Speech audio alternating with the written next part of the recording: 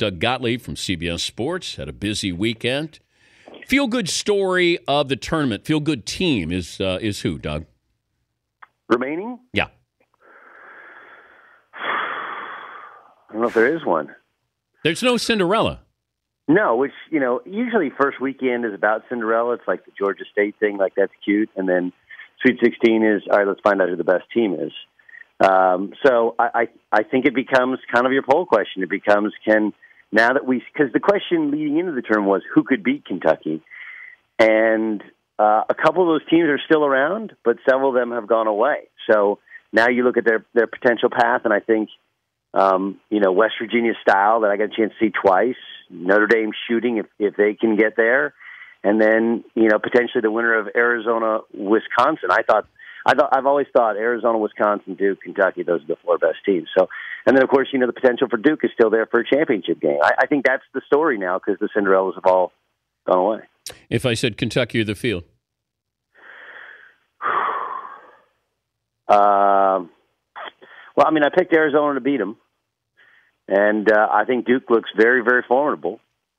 And they're pretty good. I'd still say the field. Yeah, I'm with you. I got Arizona winning it all, but I'm also trying to win the pool, so everybody's picking Kentucky. So there's a little bit of strategy in that. Yeah.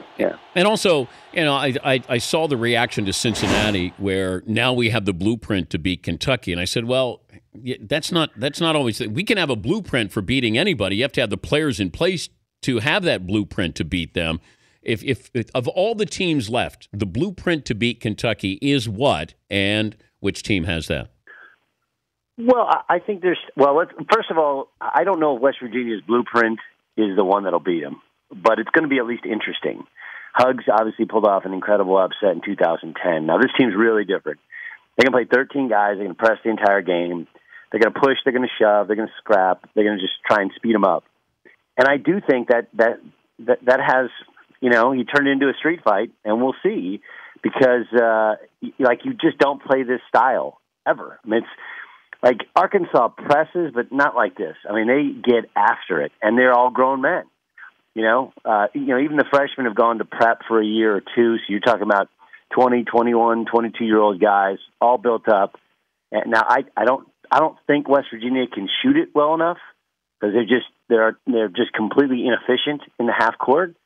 But they're definitely going to test the mettle of Kentucky. And then let's see who they match up with after that.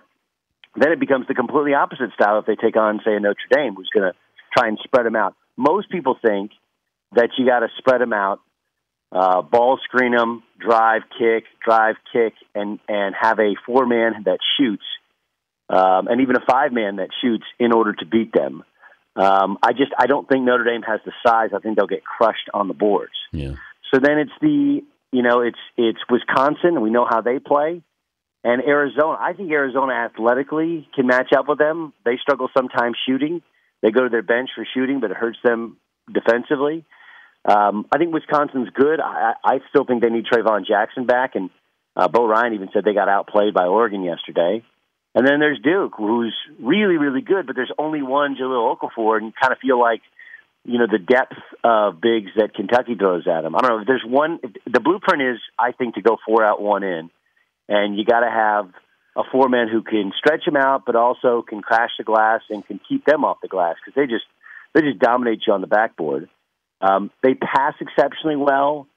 The one thing is he screws it up a little bit in trying to play everybody, and that you have to adjust to their lineups. When Trey Lyles is in at the 3, they're very, very big, but they're not as quick. They're not as good defensively transitioning, and sometimes he doesn't guard. But he's really skilled. And then, when they downsize, and now they put Lyles at the 4, and you got Booker at the 3, and one of the Harrison boys, and Ulis in, well, now that's a really good scoring lineup, but they're not as good on the boards. They're not as good inside. They're not as tough as they were previously. Would they be better, Doug, if he didn't try to placate and go 10 deep? Well, he only plays 9 now. Okay. So, yeah, would he be better? I think he's slowly getting there. I think this has kind of been his plan all along. I don't like that he predetermines who's going to start the second half, and he does kind of cycle through his guys. Would he be better? I just don't. I don't think that they necessarily have a focus for their offense. It's like I would like for them to run more things for Devin Booker. They do get the ball inside to Karl Towns, which has become a focal point of their offense. Let's play inside out. The problem is sometimes they throw it down to the other guys who can't really score nearly as efficiently in there. So would he be better?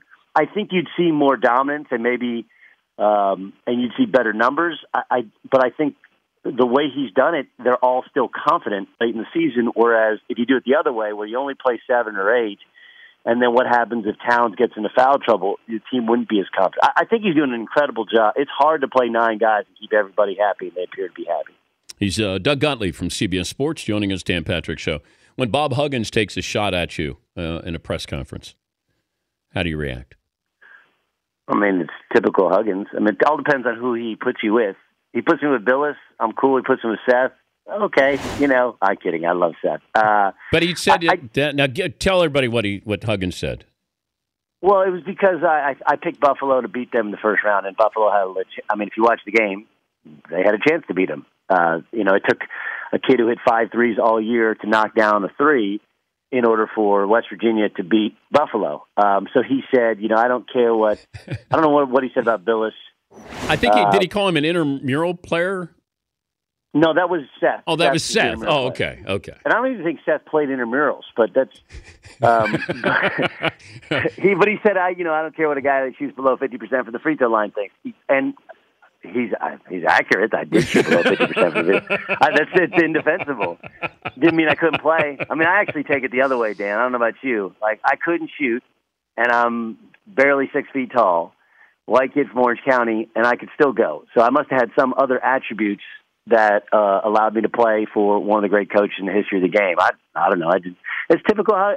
It's one of the things that doesn't allow you to appreciate Huggy is that he doesn't want. It's like I don't want attention. I don't want love. I want to be this. I want to be the anti guy, right? It's like I want to be Popovich with the sideline interviews. Yeah. I don't know if I should share this, but it was really funny. Evan Washburn's our sideline guy, so. I talked to Coach Huggins for like 20 minutes when they first started their practice the other day, and then I brought over and introduced him to Ian Eagle and Evan Washburn, and he's like, "You brought me a dude?" So his sideline reporter, you got a guy. That's what you're saying. Yeah. You brought me a dude?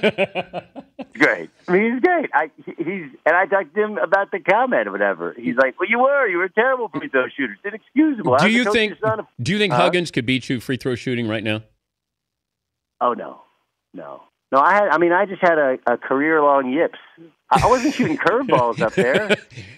I think I would take Huggins shooting free throws against you. No, I just don't think he's. I mean, it doesn't look like he's been out there working out recently. But he's one of the top, I think, 5 scorers in the state of Ohio history. I know he's an incredible player. He's an incredible coach. And what they're doing is, he's just like in 1 year totally changed styles, and they don't press the same way the whole game, and they make adjustments to you. Like he's a really, really good coach, and I think. Sometimes you do yourself an injustice by showing off that kind of gruff exterior, and so yeah. But he's always been that way. He's I know. I mean, he's irascible. By the way, Seton O'Connor, West Virginia alum, has a quick question for you. Go ahead, Seton. Yeah. Your question for Doug Gottlieb. Doug, why do you hate West Virginia? I hate everybody. I've never. It's amazing. You do a game. You say something. How do you hate everybody? Like you have 2 teams in the game. You seem to hate both teams. I don't know.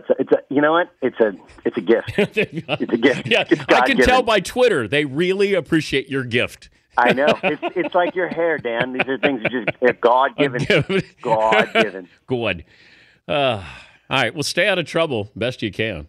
I will, and I'm excited for the week. Who do you have in your? Oh, that's right. You had Iowa State. Did you lose any others?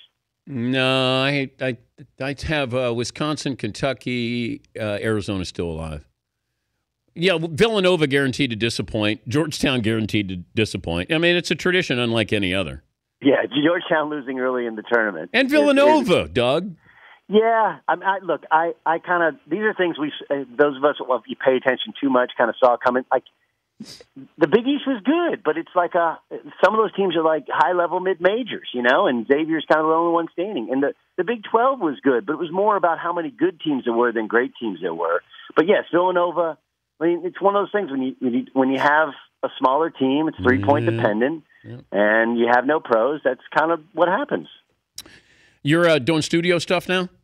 Studio with Charles and Kenny and Clark Kellogg. And Clark. And I don't know if Ernie's in Atlanta this week and Gumbel's in.